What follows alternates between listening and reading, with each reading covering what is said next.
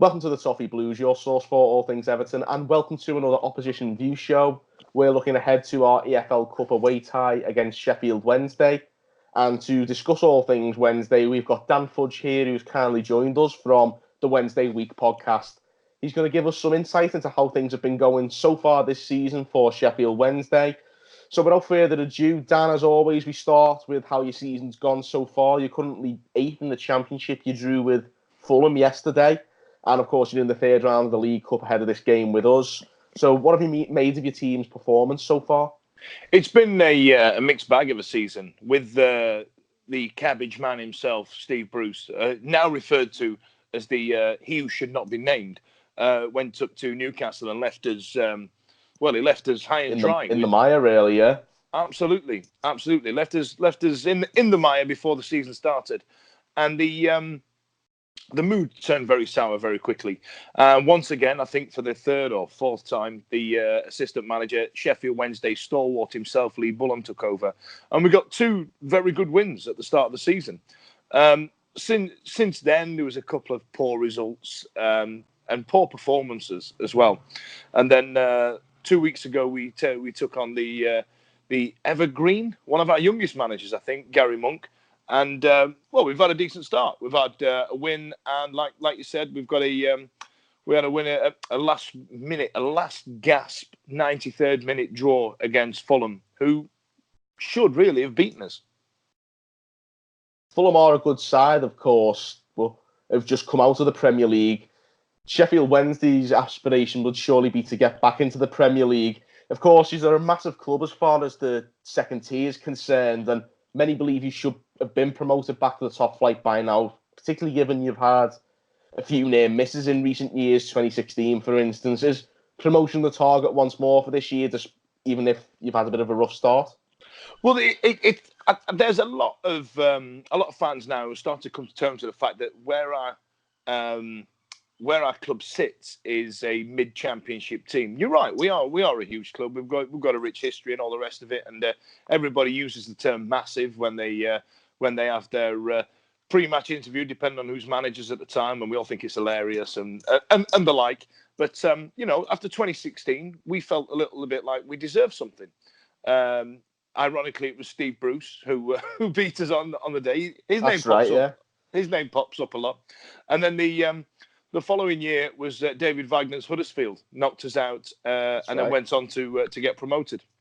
So we thought, well, we'll have another bite at the cherry. We'll go again. And Carlos Carvalho lost his job in December. And then we were 17th and struggling. And we took on a guy who looked like a cross between, do you remember Droopy, the cartoon dog? He looked like him. Yeah, and Freddie Mercury, all in one mustachioed face. And it turned out he didn't know how to play football. Who was that again, out of interest? His name was Jos Lukai, a manager who earned his trade in Stuttgart in the second tier in Germany. Managed to get those promoted. And now he's gone back to Germany and he's managing FC St. Pauli. Ah. So not the most familiar name as far as English football is concerned, and certainly not the most conventional face by the sound of it either. No, not at all. And it was no surprise when he got binned out, half a year in. So we thought we'd cracked it with Steve Bruce. We thought this is a guy who's got pedigree getting out of that league. And when we get up there, we've got a chairman who's got a few quid. But as most Championship fans will tell you, we're getting a bit stiffed by the financial fair play rules. Of course, well, we as Everton fans, we're in a very similar position ourselves in the Premier League, where we're unable to take the next step because of the rules, which are stopping us from being as ambitious as we want to be. I remember I used to I live in Southampton, and I used to watch Ronald Koeman's Southampton any chance I got, and I thought you got yourself a good manager there. He did really well with them, and I thought this is going to be something that Everton are really not even going to look back with. I think he had Southampton third or fourth for an entire season. I think they finished 6th or 7th in the end. They did, yeah. They hit some rocky results towards the end. But you now seem to have gone down that route of getting the latest trendy manager in, no? But it's an issue we seem to have where we've replaced the manager many times now, and it seems to be a real issue of where do you turn next, because we seem to have tried everything. Yeah. Yeah, you've tried the established old boy, the up and coming guy, and all the rest of it. And I'm excited about the cup tie. I genuinely can't wait because I don't think we play you guys enough. We all seem to get the same teams. Yeah, it seems that way. The last time we played you was 2007. God, wow, so quite a while. One of the old things that used to stand out for me is I think we bought both of your fullbacks one year. We got Earl Barrett and Andy Hinchcliffe, and I think Andy Hinchcliffe was the last time we had a player in the England team. That was in the very late 90s, just before we went down. And I used to remember some great games. And then obviously there's the cup finals before you and I were born. Yeah, really excited about it. Really old school, proper cup tie. It's going to be a really good game, hopefully. Of course, Everton come into the back of this on some very poor results, most recently, of course, yesterday against your noisy neighbours. Surely you must, given what they've just done at Goodison, surely you must fancy yourselves going into this game, given that you must smell blood, particularly with being at Hillsborough. I think you might just fancy yourselves being at home. Given that we have a bad away record as it is. I don't think that, I don't think that. I'll start again. There may be a point where you don't play your first team. There may be a point where a League Cup run might be something that you don't need. Couple that with the fact, like you say, Hillsborough. And when we played Arsenal in the Cup a couple of years ago and beat them 3-0 at Hillsborough, the atmosphere was something I will genuinely never forget. And it was nice to bring that back. And I feel like we're going to get it back on the day. I feel like it's going to be a banging day out. Well, I think Sheffield Wednesday fans will most certainly be relishing the occasion a lot more than we are right now, because we've come into this. The fans are very deflated after what we saw against Sheffield United yesterday, Bournemouth the week before. It's been a really difficult couple of weeks, and a lot of questions are starting to be asked of our manager. There's a lot of... we need to bounce back in this game, and we're hoping that maybe we might take it a little bit more seriously for that reason than maybe we might have done a few weeks ago. But it's certainly an occasion that Sheffield Wednesday should be right up for. And I think, like I say, if you smell blood, that you should do, because there's a lot of gaping wounds as far as Everton are concerned right now. Yeah, I feel like if we, if we were going to play you, if we had to pick a time, I think now would be that time we'd pick. Absolutely. I love Everton as a club. I used to have I think my first England shirt when I was a kid was Trevor Stephen. I think if I remember rightly, it was going back. Not a bad player at all. Yeah. I used to think he was really exciting when I was a young boy. Oh, he was a brilliant player. And I think I don't think smelling blood would be the term. I think we know that it's a game we have the potential to cause what would be perceived as an upset. But I feel that there's a lot more going on. But we've both got our own agendas outside of this game that we need to concentrate on. We want to concentrate on getting up. You need to concentrate on turning your results around and getting behind the manager and the rest of it. Do we need a cup run? Is that something we need? Or are we just going to have a load of kids playing? It's funny you should say that. My next question was going to be, if you were to beat Everton and progress in the cup, what would a cup run mean to Wednesday? Would it be a boost to the morale? Would it help you kick on? Or could it possibly derail any promotion challenge that you might be going for? Personally speaking, I can't abide the League Cup. I think we devalued it when we started letting the under-23 teams in and all the rest of it. Oh, that's the auto windscreen one, isn't it? Sorry, the League Cup is something that it's our last major trophy that we won back in 1991, and back when it was called the Rumbelows Cup in old money, and it gives the fans something to shout about, something to cheer about, something to go, yeah, come on, our team's great. But then there's that moment after a cup win that you go, brilliant. Oh, that meant nothing to our year. You know what I mean? That didn't really help us out any. It kind of like it was just something to shout about on the day. But sometimes I think, as a fan of a club like Wednesday, as we are as Everton fans as well, it's quite an important thing to have that to keep fans going, because in times like these where it looks almost impossible that we'll ever break the top six that we're trying to do, the fans need something to keep them going, because I know from where I'm sitting, we certainly need something to lift us. Could that be the same for Wednesday, considering you've missed out on promotion quite regularly? It might be something that could really give the fans a lift. It could, but I feel that the majority of our fans would see it as an unwelcome distraction, especially given the season we had under Lukai, where we had 20 first-teamers out injured and on serious long-term injuries as well. We lost Forestieri for 3 months. We lost Kieran Lee for 18.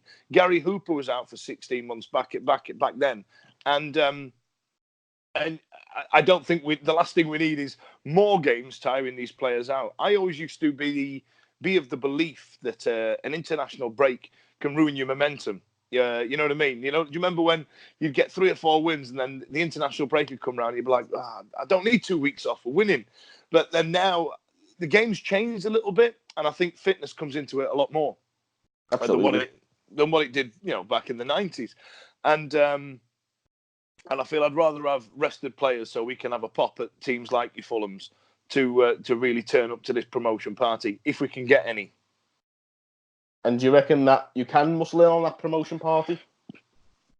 Over the last 4 or 5 years, there have been some real golden opportunities to get up. Some real. You look around at the other teams. The ones that come down, the ones that are getting themselves together. You start to feel to yourself, do you know what? We could get in there. We could do that. This is going to be the easiest championship we've had in 3 or 4 years. This year, there are some big teams in there. Middlesbrough seem to constantly steamroller teams with 1-0 wins, and then seem to blow it at the end, just like Leeds do as well. But I'd be very surprised if Bielsa lets Leeds do that again. I think they're going to be a team to watch by the end of the season. So you think Leeds are the favourites to win the championship? Fulham and Leeds are definitely the teams to beat. They're the ones to keep your eye on. If we manage to crash that party, then I'd be a happy man. Do you think the playoffs might be the best way? Normally, if you'd have asked me 3 years ago, I'd have been absolutely yes to playoffs. Where we need to look. You know what's happened in recent years with you guys in the playoffs. I don't want to go through it again. I can't put myself through that. I mean, the one we lost to Huddersfield, we lost at home. So we had a 0-0 draw at their place, a 1-1 draw at ours, and it went to penalties. And penalties are a difficult thing because when you're losing a game, you can see it coming. You can mentally prepare yourself for the loss. But when it goes in a heartbeat from a spot kick from 12 yards, all of a sudden you go, oh, that's it. Do you know what I mean? It's just it's a really heartbreaking thing. It's quite deflating, isn't it? Yeah, it really is. So it really is. We've got to hope that Wednesday's cup tie doesn't go to penalties then. Yeah, for both of our sakes, I think. We had, I think Forestieri is one of our penalty takers, and I think he's missed the last 3. I don't know why we're giving it to him. So maybe that's the best thing Everton can hope for right now, given the way we're playing. Let's get a 0-0 and take it to penalties. Yeah, that would be that'd be a great way to go. It would be for you guys. You speak about Forestieri and players like that. Who would you reckon are your danger men who could really do damage to Everton, particularly given we are a bit iffy at the back at the moment? On his day, Kadeem Harris, we signed from Cardiff on a free transfer in the summer. Very good player. Yeah, the start of his season has been outstanding. He's exactly what we were hoping for, because we've had this player in Jordan Rhodes now for about 2.5 years, and Jordan Rhodes' record speaks for itself. But we seem to have got a broken Jordan Rhodes. We don't know what's happened. We don't know what's gone off. So we thought when Kadeem comes, he'll be the one marauding down the wing and then getting the crosses in for Jordan. That's not happened. However, somehow Stephen Fletcher has turned into an absolute goal machine on the back of these crosses. And I think Stephen Fletcher has got this ability to, because he's played at such a high level, it may suit him a little bit, because obviously, as you probably know, you get a lot more time on the ball in the Premier League, and you've got a bit more time to either get it right or get it really wrong. And I think Fletcher is the one with the most experience of that. So perhaps he's finding the right spaces to get on the end of this service. Maybe. Maybe because Fletcher's one of those players that'll just elbow his way in on defenders. I mean, it's a very physical game, the Championship, but I feel like the Premier League way of playing, in terms of knowing where to stand, where to be, and that type of thing, might help or hinder. I can't work it out. I don't know. I'm genuinely I think this is going to be a great cup tie. Well, if you take on the physical outlook that maybe the Championship teams take on, that could really benefit you, I think, because the last couple of games have told me that Everton don't have the stomach for a fight, so you may well be best served by doing that, maybe, and letting Stephen Fletcher get in the faces of our defenders. Maybe. If that's the case, then we'd have to look no further than our big Kosovan striker, Ati Nuhiu. Oh, yeah. He's about 6'8" or something, is he? He's ridiculously tall. Yeah, much maligned by our fans. An absolute Marmite figure within the club. Personally, I don't. There's times when I go, I don't know why he plays for us. Why do we still own this guy? But some managers manage to get the best out of him. He's one of our longest-serving players now. I know, he's been there a long time. Must be about 2014 now. He's been there. Yeah. He's been. Yeah, I think it is. I think it was 2014. I think he scored in his debut against QPR, and he is a battering man. He will only get the last 10 minutes. He only ever does. But when he comes on, you've got these big crossfield passes from people like Barry Banham, who can really spread a ball, and Big Atty can just bludgeon it in. It reminds me of a Sunday League centre back. You know that when they go up for the corner, you send it up just to win headers. Yeah, and that's what he does. I mean, he's very good with his back to goal, and then the ball comes dropped down, and excellent at it. But in terms of putting the ball in the net, he's absolutely bloody dreadful. But he's a good team player. Maybe he can help cause a bit of chaos in the defence. And let's be honest, Everton's most recent defensive performances have been very chaotic. So perhaps New Hugh could have a bit of an impact there. Maybe, but we'll see what Ati Nuhiu turns up on the day. Yeah, well, we might be clutching at straws, but of course, your team as a whole, what sort of lineup could we be looking at? What sort of formation will you go with? And what personnel? If it's our first team formation, if it's our first team going out there, Gary Monk likes to play counter-attacking football, which tends to be the trend nowadays. So we will have a new German centre back, Julian Berner, who we had Michael Hector on loan last year, and we wouldn't pay the £5 million that Chelsea wanted, so we took this. We got this guy that nobody had heard of, and then on the first day away at Reading on day one of the season, he was brilliant, and he's been brilliant ever since. And then we'll probably, we've got players like we'll have Morgan Fox, we'll have Liam Palmer, and then in the middle we'll have Barry Bannon and Sammy Hutchinson. There'll probably be a midfield of three, and hopefully Kieran Lee gets a run out, because personally speaking, I think he's one of the best midfielders in the Championship. And then an attacking three of Fletcher, Kadeem Harris, and maybe Jacob Murphy. Now, Jacob Murphy's an interesting one, because I think it was 3 years ago now, it was him who was playing for Norwich in the Championship, and he scored the goal which knocked us out of the League Cup then. So you never know, if, as far as you're concerned, you might be in luck, so maybe history could repeat itself. He's not particularly set the world on fire since he started for us. He got us a last-minute goal earlier on in the season, but the jury's out. We've had a couple of new signings in Harris and Murphy, and we've got a player called Odebaju who's playing fullback right now. He's a right back, isn't he? Yeah, and I don't think we're sold on him just yet. So he'll probably get a run out, because I think Liam Palmer is keeping him out of the squad, and he may get the nod depending on how serious we're going to take it. So you expect a bit of rotation, do you think, for this game? I genuinely couldn't tell you. I don't know, because we've had the season's 2 months old, and we've had three managers, and we don't. That's true, yeah. So we don't know what different setups already, I suppose, isn't it? Yeah, that's right. And each one are playing with the last guy's players, so you don't know where we're going to go with it. We may just send the kids out, see what happens, and see what comes up from the academy, or do we go for it and go for a cup run? I genuinely couldn't tell you. I'd love to be able to sit here and speculate, but I don't know.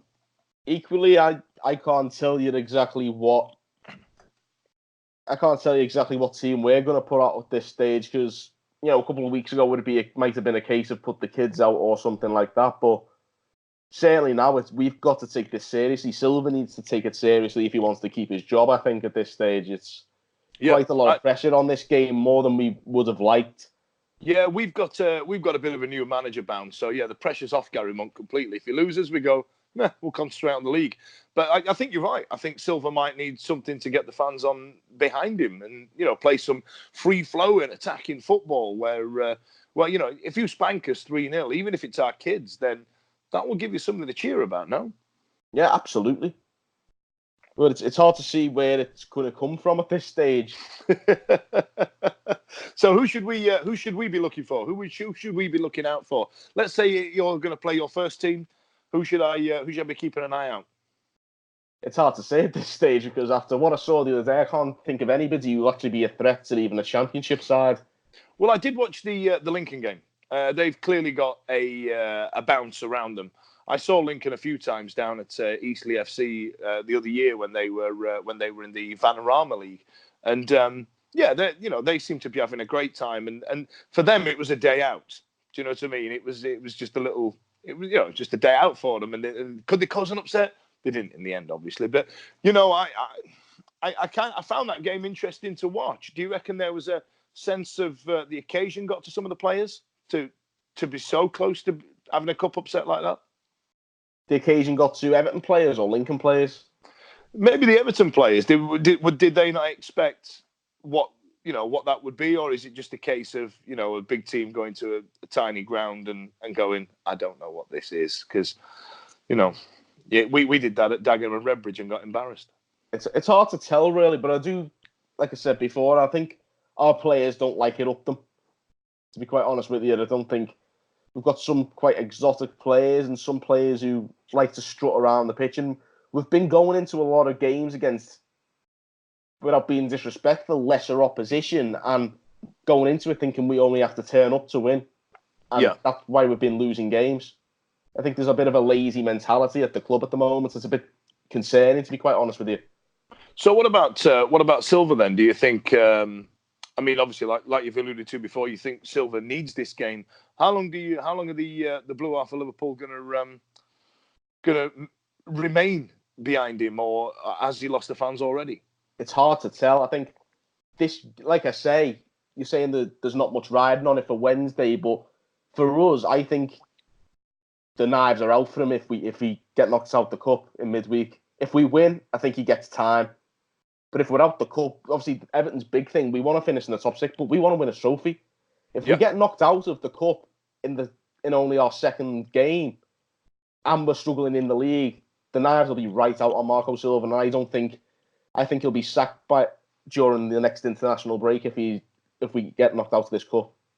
Wow, lot riding on it for him then. But I think you're right, because the perception would be that you only eked past Lincoln and then came to us and for argument's sake, took a loss and then with the league with the noisy neighbours, I can imagine that being a fair bit of pressure.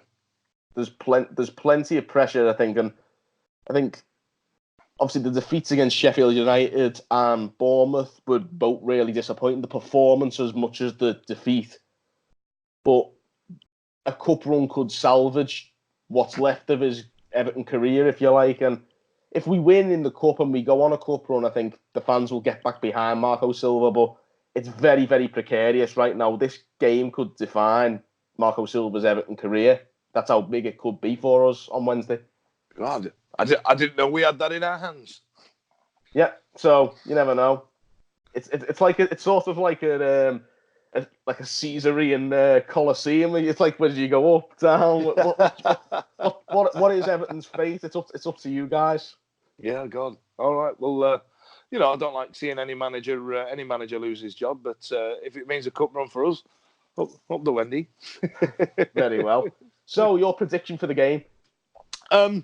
Well, like I say, it depends if it takes the form of us giving the kids or whether we're going to play the first team. I think penalties would be a fair result for the way we'd see it. Do you know what I mean? I'd be happy with a draw. I'd go, we've turned up, lads. And, I'd love a 6-goal thriller. Don't get me wrong. Something like where it's just goal after goal after goal. But, I think it could either be one of those two. It'll be a tight draw or an absolute goal glut draw. It only ever seems to be one or the other with Everton anyway. Well, so, results, what do you think the score will be? Let's go with 3-3. 3-3? Yeah, why not? Let's have that one. Why not? We'll have something to cheer about in the League Cup. Why not? Who's winning on pens? Well, if Forestieri's taking it, you'll win on pens. You can have that. Well, I'll be honest. I'm going to be the pessimist here. I think he's going to beat us. To be honest, I'm going with 1-0 Wednesday. Yeah. There's always a danger of that, isn't there? Of us nicking one in the first 10 minutes and then what we call shithousing for the next 80. Do you know what I mean? Just it could well wasting. be, but I think that's the thing. If you do go down that route, if we concede first, there's no chance because we don't know how to come from behind. If you get the first goal, you're as good as through. But yeah, I think, like you say, if you shithouse your way through the game, we're not getting back into that game. I think you'll be fine if you score first. Equally, if we score first, I think we'll win. Yeah. But I can't see where the next goal's coming from for us right now. So, God, it's a long season for you lads already, isn't it? It feels that way, mate. Really, we're only 5 or 6 games into the campaign, and it feels like it's been about 50 or 60. Well, I will wish you luck for the season, but not for the cup. Very well. Finally, last question. We finished on a little bit of a lighter note, and by God, we need it. What's your favourite film and why? My favourite film? Oh, God. You caught me off guard there, but I can easy. This one's easy. I was, since I first ever saw it, Quentin Tarantino movie, Pulp Fiction, I thought it was one of the greatest things I'd ever seen.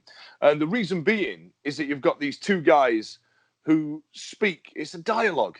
Do you know what I mean? They speak like two blokes in a pub. They're just chatting away about when he went on holiday and he had a Royale with cheese. But when you look at the ludicrousness of it, they're hitman on their way to kill a bunch of geezers. Do you know what I mean? Like, and through all the dialogue of that movie, I could watch it over and over again, and I do. It is one of those films when you finish, you think, I want to watch that again. Yeah, absolutely. You want to know what mine is? Yeah, go on, tell me yours. Ferris Bueller's Day Off. You're too young for Ferris Bueller's Day Out, aren't you? Not really, no. I think pretty much everything about my life seems as if I should have been born before my time. Things like Everton winning trophies and stuff like that. Yeah. As a kid, it was either you and your neighbours were winning the league every other year. It was one of you two every year through my early years. I think that's what makes it harder. As in the lyrics of a certain James song, if I hadn't seen such riches, I could live with being poor. A Wednesday fan would probably say the same. Just in relative terms, it's not been great for you guys lately, has it? No, it's not. I find it weird because during my season ticket years and when I was living up in Yorkshire, I used to love it. I used to go every week and enjoying the 90s. We weren't shit. You were great in the 90s. Yeah, we had some great players, and then for somehow when we bought two of the best players that we ever seem to have had in Paolo Di Canio and Benito Carboni, we thought, wow, you know what I mean? Look at this. But somehow that sent us on a decline, and because they were literally show ponies. You know, when you're supplementing two of the one of the greatest strikers the Premier League seen in 10 years with Wales midfielder Mark Pembridge, you don't really offset it. But I find it weird. Like given my age, the last 20 years have been difficult, and I find it weird that there are more Sheffield United fans in my hometown now than there are Wednesday. Reason being is they've been in the Premier League twice since we've been languishing in the lower leagues. But I love the idea of the fact that somebody has, Gillian and Sumbu and Dungu written on the back of their shirts when they were a kid, or Akpo Shodje. Do you know what I mean? Yeah. Well, none of them could lace Andy Booth's boots. I don't think we even liked Andy Booth, but he was the last prolific. I said prolific. He was prolific for us, you know, but he was the last old school striker that we had that we could really get behind. And but again, when you're supplementing Andy Booth with Di Canio and Carboni, Andy Booth's not going to get a look in. Yeah. Oh, well. I think it's one of those. I think it's a case of we've both got to try and toast to better times ahead. Yeah, and not keep talking about the 90s. In fact, I've just got back from holiday, and they referred to me as Uncle Albert. They said that the way you talk about the 90s is like Uncle Albert when he goes during the war. So that's now my new nickname, apparently. So there's the thing. We need to scrap our nostalgia and look to the future, however bleak it might be. Absolutely. Great stuff. Well, thanks for joining us today.